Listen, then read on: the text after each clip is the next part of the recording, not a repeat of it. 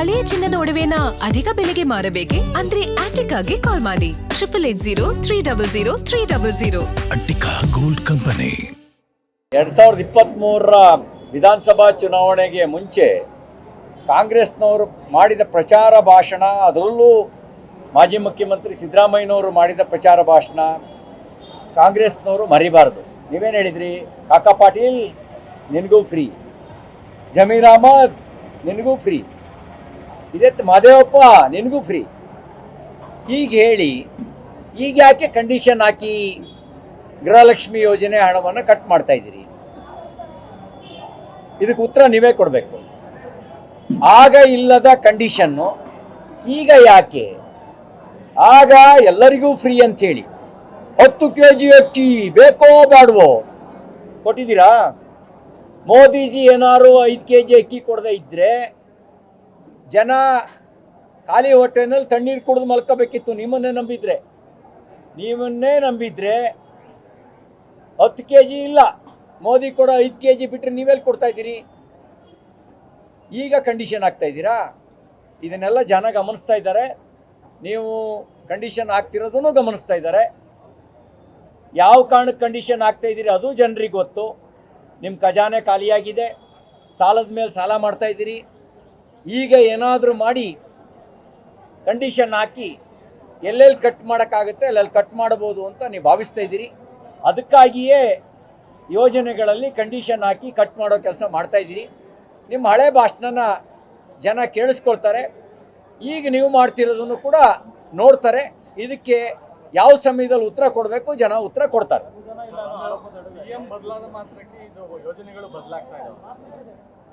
ನಾವು ಕೇಳ್ತಾ ಇರೋದು ಕಾಂಗ್ರೆಸ್ನವ್ರು ಕೊಟ್ಟ ಆಶ್ವಾಸನೆ, ಸಿದ್ದರಾಮಯ್ಯನವ್ರು ಕೊಟ್ಟ ಆಶ್ವಾಸನೆ. ನಮಗೂ ಅದಕ್ಕೂ ಸಂಬಂಧ ಇಲ್ಲ ಅಂತ ಬೇಕಾದ್ರೆ ಡಿ ಕೆ ಶಿವಕುಮಾರ್ ಹೇಳಿ. ನಮಗೂ ಗೃಹಲಕ್ಷ್ಮಿಗೂ ಸಂಬಂಧ ಇಲ್ಲ, ನಮಗೂ ಶಕ್ತಿ ಯೋಜನೆಗೂ ಸಂಬಂಧ ಇಲ್ಲ, ನಮಗೂ ಯುವ ಶಕ್ತಿಗೂ ಸಂಬಂಧ ಇಲ್ಲ. ನೀವು ಹೇಳಿ, ನಾವು ನಿಮ್ಮನ್ನು ಪ್ರಶ್ನಿಸೋದಿಲ್ಲ. ಕಾಂಗ್ರೆಸ್ ಕೊಟ್ಟಿರುವಂಥ ಆಶ್ವಾಸನೆ ಅನ್ನೋದಾದರೆ ಈಗ ಕಂಡೀಷನ್ನು, ಅವತ್ತು ಯಾಕೆ ನಿನಗೂ ಫ್ರೀ, ನಿಮ್ಮ ಹೆಂಡತಿಗೂ ಫ್ರೀ ಅಂತ ಹೇಳಿದ್ರಿ, ಇವತ್ತು ಯಾಕೆ?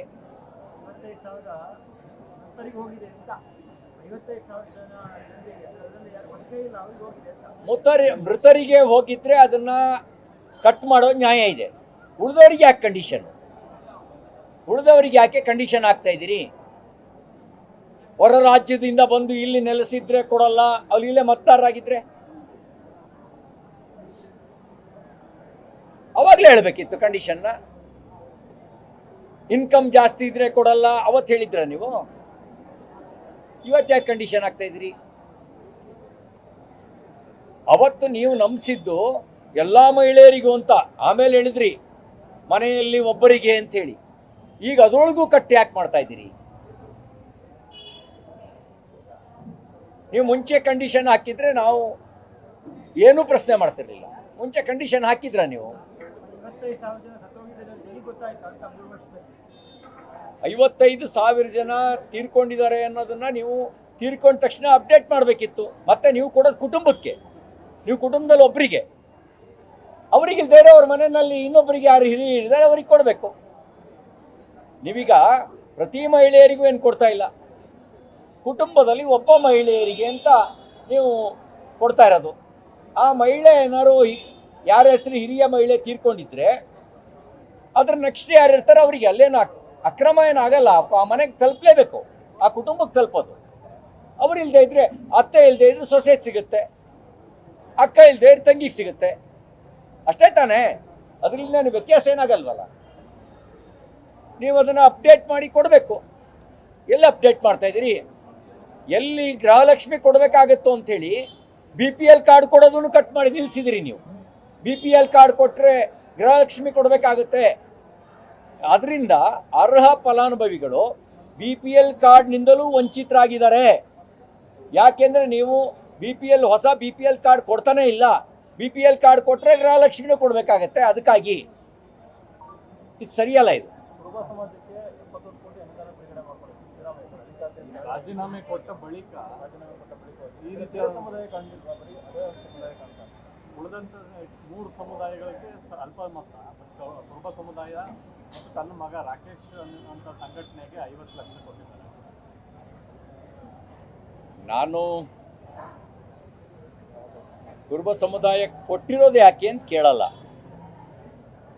ಉಳಿದವರಿಗೆ ಯಾಕೆ ಕೊಡಲಿಲ್ಲ ಅನ್ನೋದು ಅಷ್ಟೇ ನನ್ನ ಪ್ರಶ್ನೆ. ನೀವು ಅವ್ರಿಗೆ ಕೊಟ್ಟರೆ ಸರಿ ಇದೆ, ಕೊಡಿ, ಉಳಿದವರಿಗೂ ಕೊಡಿ. ನಿಮ್ಮ ಜಾತ್ಯತೀತತೆ ಅಂದ್ರೆ ಇದೇನಾ? ಒಂದು ಕಣ್ಣಿಗೆ ಬೆಣ್ಣೆ ಒಂದು ಕಣ್ಣಿಗೆ ಸುಣ್ಣ ಜಾತ್ಯತೀತ ನೀತಿನಾ?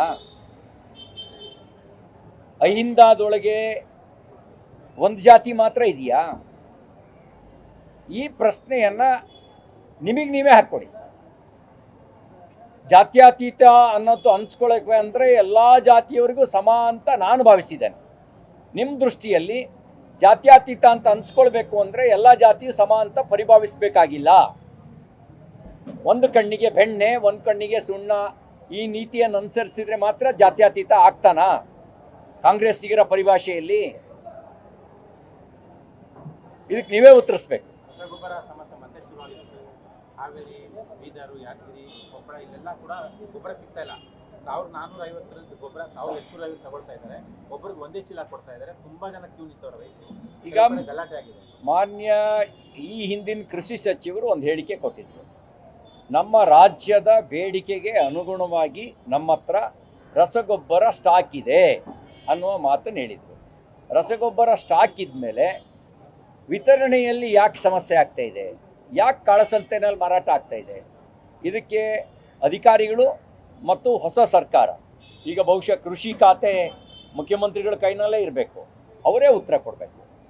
ನೀವೇ ಹೇಳಿದ್ರಿ ಎಲ್ಲ ಜಿಲ್ಲೆಗಳಲ್ಲಿ ಡಿಮಾಂಡಿಗೆ ತಕ್ಕಂಥ ಸ್ಟಾಕ್ ಇದೆ, ಜೂನ್ನಲ್ಲಿ ಏನು ಬೇಡಿಕೆ ಇದೆ ಅದಕ್ಕೆ ನಮ್ಮ ಹತ್ರ ಸ್ಟಾಕ್ ಇದೆ, ಜುಲೈನ ಬೇಡಿಕೆಗೆ ಸ್ಟಾಕ್ ಇದೆ ಅಂತ ಹೇಳಿದ್ರಿ.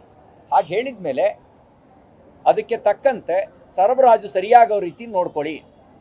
ನಮಗಿರೋ ಮಾಹಿತಿ ಎಷ್ಟೋ ಕಡೆಗಳಲ್ಲಿ ಯೂರಿಯಾ ಗೊಬ್ಬರ, ಸಬ್ಸಿಡಿ ದರದ ಯೂರಿಯಾ ಗೊಬ್ಬರ ಫ್ಯಾಕ್ಟ್ರಿ ಯೂಸಿಗೆ ಹೋಗ್ತಾ ಇದೆ. ಕೆಮಿಕಲ್ಲು ಬೇರೆ ಅವರು ಸಬ್ಸಿಡಿ ಅಲ್ಲದ ದರದಲ್ಲಿ ಕೊಡಬೇಕಾದವರು ಇದನ್ನು ಕೊಂಡು ಉಪಯೋಗಿಸ್ತಾ ಇದ್ದಾರೆ. ತಮಿಳ್ನಾಡಿಗೆ ಹೋಗ್ತಾ ಇದೆ, ಕೇರಳಕ್ಕೆ ಹೋಗ್ತಾ ಇದೆ ಅನ್ನುವಂಥ ದೂರುಗಳಿದ್ದಾವೆ. ಇದಕ್ಕೆ ಸಂಬಂಧಪಟ್ಟಂತೆ ಕ್ರಮ ವಹಿಸಿ. ಆ ದೂರುಗಳಿಗೆ ಸಂಬಂಧಪಟ್ಟಂತೆ ರೈತರಿಗೆ ಗೊಬ್ಬರ ಸಿಗೋಂಗೆ ಮಾಡಿ. ಫ್ಯಾಕ್ಟ್ರಿಗೆ ಕಾಳಸಂತೆನಲ್ಲಿ ಸಪ್ಲೈ ಮಾಡೋದಕ್ಕೆ ಅವಕಾಶ ಕೊಡಬೇಡಿ. ರೈತರಿಗೆ ಸರಿಯಾದ ರೀತಿಯಲ್ಲಿ ರಸಗೊಬ್ಬರ ಸಿಗುವಂತೆ ಮಾಡಿ. ಇದ್ರ ಕಡೆಗೆ ಸ್ವಲ್ಪ ಗಮನ ಹರಿಸಿ. ನೀತಿ ಆಯೋಗದ ಸಭೆಗಳಿಗೆ ಇಂದಿನ ಸಿದ್ದರಾಮಯ್ಯ ಬೇರಾಗ್ತಾ ಇರುತ್ತೆ. ಈಗ ಹೊಸ ಮುಖ್ಯಮಂತ್ರಿ ಹಾಜರಾಗಿದ್ದಾರೆ. ಒಳ್ಳೆಯ ಸಂಗತಿ. ನೋಡಿ, ನೀತಿ ಆಯೋಗದ ಸಭೆಗೆ ಹೋಗೋದ್ರಿಂದ ಹೋಗದೇ ಇರೋದ್ರಿಂದ ಎಷ್ಟು ವ್ಯತ್ಯಾಸ ಆಗುತ್ತೆ ಅನ್ನೋದರ ಅರಿವು ಈಗಲಾದರೂ ಕಾಂಗ್ರೆಸ್ಸಿಗೆ ಬಂದಿರೋದು ಸ್ವಾಗತಾರ್ಹ. ನೀತಿ ಆಯೋಗದ ಸಭೆಗೆ ಹೋಗಬೇಕು, ಚರ್ಚೆ ನಡೆಸಬೇಕು, ಅಲ್ಲಿ ಅಹವಾಲು ನೀಡಬೇಕು. ನಮ್ಮ ಡೆಮಾಕ್ರಸಿ ರೀ, ಪ್ರಜಾಪ್ರಭುತ್ವ. ನಾನು ಹೋಗೋದೇ ಇಲ್ಲ ಅನ್ನೋದು ಯಾವ ಸೀಮೆ ಪ್ರಜಾಪ್ರಭುತ್ವ ಆಗುತ್ತೆ? ಪ್ರಜಾಪ್ರಭುತ್ವ ವ್ಯವಸ್ಥೆ ಒಳಗೆ ಅಭಿಪ್ರಾಯ ಭೇದಗಳಿರ್ಬೋದು. ಆ ಅಭಿಪ್ರಾಯ ಭೇದಗಳನ್ನು ವ್ಯಕ್ತಪಡಿಸೋದಕ್ಕೂ ಕೂಡ ಅದೊಂದು ವೇದಿಕೆ. ಅದಕ್ಕೆ ಹೋಗಿರೋ ಸೂಕ್ತ ಇದೆ. ಈಗಲಾದರೂ ತಡವಾಗಿ ಆದರೂ ಕೂಡ ಕಾಂಗ್ರೆಸ್ ಎಚ್ಚೆತ್ಕೊಂಡಿರೋದು ನಾನು ಅದನ್ನು ಸ್ವಾಗತಿಸ್ತೇನೆ. ಡಿ ಕೆ ಶಿವಕುಮಾರ್ ಅವ್ರ ನಿಲುವು ಸ್ವಾಗತಾರ್ಹ. ಹೋಗದೇ ಇರೋದ್ರಿಂದ ದೊಡ್ಡ ಮನುಷ್ಯ ಯಾರೂ ಆಗಲ್ಲ, ಹೋಗೋದ್ರಿಂದ ಸಣ್ಣವರು ಆಗಲ್ಲ. ಹಾಗಾಗಿ ಪ್ರಜಾಪ್ರಭುತ್ವ ವ್ಯವಸ್ಥೆಯಲ್ಲಿ ಇವರು ಹೋಗಿರೋದು ಸರಿ ಇದೆ. ರಾಜ್ಯದ ಹಿತದ ದೃಷ್ಟಿಯಿಂದ ಚರ್ಚೆ ನಡೆಸಬೇಕು. ರಾಷ್ಟ್ರೀಯ ಹಿತಕ್ಕೂ ಕೂಡ ಕರ್ನಾಟಕ ರಾಜ್ಯ ಸೂಕ್ತ ಸಲಹೆಯನ್ನು ಕೊಡುವಷ್ಟು ಸಾಮರ್ಥ್ಯ ಇದೆ. ಆ ರೀತಿ ಸಲಹೆಯನ್ನು ಕೂಡ ಕೊಡಬೇಕು.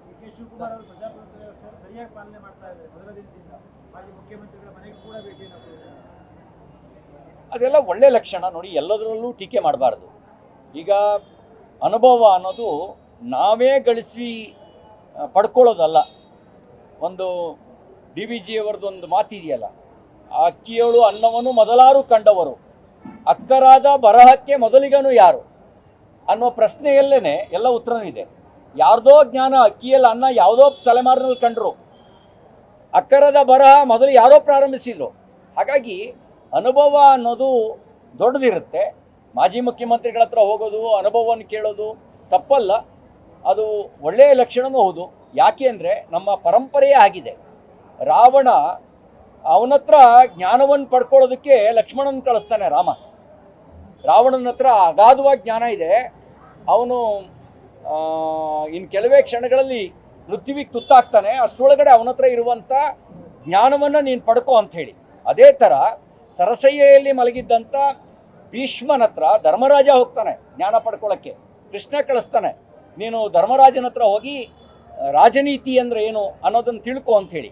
ಅಂಥ ಒಂದು ಪರಂಪರೆ ಇರಬೇಕಾದ್ರೆ ಮುಖ್ಯಮಂತ್ರಿಗಳ ಆದವರು ಹಿಂದಿನ ಮುಖ್ಯಮಂತ್ರಿಗಳ ಹತ್ರ ಹೋಗಿ ಸಲಹೆ ಪಡೆಯೋದು ತಪ್ಪಲ್ಲ. ಅದು ಈ ದೇಶದ ಭಾರತೀಯ ಸಂಸ್ಕೃತಿಯ ಪರಂಪರೆಗೆ ಅನುಗುಣವಾಗಿಯೇ ಇದೆ. ಹಾಗಾಗಿ ನಾವು ಅದನ್ನು ತಪ್ಪಾಗಿ ಗ್ರಹಿಸೋದಿಲ್ಲ. ಒಳ್ಳೆಯದು, ಅವರಿಂದ ಒಳ್ಳೆಯ ಮಾರ್ಗದರ್ಶನವನ್ನು ಪಡೆದು ಅದನ್ನು ಆಡಳಿತದಲ್ಲಿ ಅನುಷ್ಠಾನಕ್ಕೆ ತನ್ನಿ. ನಿಮಗದು ಅವಕಾಶ ಅದಿದೆ. ಅಧಿಕಾರನ ಶಾಶ್ವತ ಅಲ್ಲ, ಜನರ ವಿಶ್ವಾಸವೇ ಶಾಶ್ವತ. ಅಧಿಕಾರದಲ್ಲಿದ್ದಾಗ ಏನು ಒಳ್ಳೆ ಕೆಲಸ ಮಾಡ್ತೀವಿ ಅನ್ನೋದು ಶಾಶ್ವತ. ಆ ನಿಟ್ಟಿನಲ್ಲಿ ನೀವು ಆ ಒಂದು ಅನುಭವವನ್ನು, ಉಳಿದವರ ಅನುಭವವನ್ನು, ಒಳ್ಳೆಯ ಅನುಭವವನ್ನು ನೀವು ಅದನ್ನು ಅನುಷ್ಠಾನಕ್ಕೆ ತನ್ನಿ ಅಂತ ಅಷ್ಟೇ ನಾನು ಹೇಳಲಿಕ್ಕೆ ಬಯಸ್ತೇನೆ. ಬಿಡದಿ ಟೌನ್ಶಿಪ್ ವಿಚಾರವಾಗಿ ರೈತರು ಪ್ರತಿಭಟನೆ ಮಾಡ್ತಾ ಇದ್ದಾರೆ. ರೈತರ ಮೇಲೆ FIR ಹಾಕುವಂಥ ಕೆಲಸವನ್ನು ರಾಜ್ಯ ಸರ್ಕಾರ ಮಾಡಿದೆ. ಪ್ರಜಾಪ್ರಭುತ್ವ ವ್ಯವಸ್ಥೆಯಲ್ಲಿ ಸರ್ಕಾರದ ನಿಲುವನ್ನು, ಪ್ರಜಾಪ್ರಭುತ್ವದ ಮಾದರಿಯಲ್ಲಿ ಪ್ರತಿಭಟಿಸುವ ಹಕ್ಕನ್ನು ಸಂವಿಧಾನವೇ ಕೊಟ್ಟಿದೆ. ರೈತರು ಅವ್ರು ಬಂದೂಕು ಹಿಡಿಲಿಲ್ಲ, ಅವ್ರು ನ್ಯಾಯಯುತವಾಗಿ ಶಾಂತಿಯುತ ಚಳುವಳಿ ಮಾಡ್ತಾ ಇದ್ದಾರೆ. ಬಿಡದಿ ಟೌನ್ಶಿಪ್ ಬೇಡ ಅನ್ನುವಂಥ ಅವರ ಅಹವಾಲನ್ನು ಕಿವಿ ಕೊಟ್ಟು ಕೇಳಬೇಕು. ಸರ್ಕಾರ ಅಧಿಕಾರ ಬಲವನ್ನು ಉಪಯೋಗಿಸಿ ಚಳುವಳಿಯನ್ನು ಸುಳ್ಳು ಮೊಕದ್ದಮೆಗಳನ್ನು ಹಾಕೋದ್ರ ಮೂಲಕ, ಪೊಲೀಸ್ ಮೊಕದ್ದಮೆಗಳು ಹಾಕೋದ್ರ ಮೂಲಕ ಹತ್ತಿಕ್ಕುವ ಪ್ರಯತ್ನವನ್ನು ಮಾಡಿದರೆ, ಆ ರೀತಿ ಮಾಡಿದವರು ಯಾರೂ ಯಶಸ್ವಿಯಾಗಿಲ್ಲ ಅನ್ನೋದನ್ನು ಮಾನ್ಯ ಮುಖ್ಯಮಂತ್ರಿಗಳು ಗಮನದಲ್ಲಿ ಇಟ್ಕೊಳ್ಬೇಕು. ತುರ್ತು ಪರಿಸ್ಥಿತಿ ಹೇರಿದಂಥ Shrimati Indira Gandhi after emergency she lost her power. ಆಕೆ ತನ್ನ ಅಧಿಕಾರವನ್ನು ಕಳ್ಕೊಂಡ್ಲು, ಅದು ನೆನಪಿರಬೇಕು. ಹಾಗೆ ಅಧಿಕಾರವನ್ನು ಕಳ್ಕೊಂಡ ಉದಾಹರಣೆ ಇರಬೇಕಾದ್ರೆ ನೀವು ರೈತರ ಮೇಲೆ ಮೊಕದ್ದಮೆ ದಾಖಲಿಸಿ ಅಧಿಕಾರ ಚಲಾಯಿಸ್ಬೋದು, ಆದರೆ ಅಧಿಕಾರ ಉಳಿಸ್ಕೊಳ್ಳೋಕ್ಕಾಗಲ್ಲ. ರೈತರ ವಿಶ್ವಾಸವನ್ನು ಕಳ್ಕೊಂಡ್ರೆ, ರೈತ ವಿರೋಧಿಯಾಗಿ ವರ್ತನೆ ಮಾಡಿದ್ರೆ ಯಾವ ಸರ್ಕಾರನೂ ಉಳಿದಿಲ್ಲ.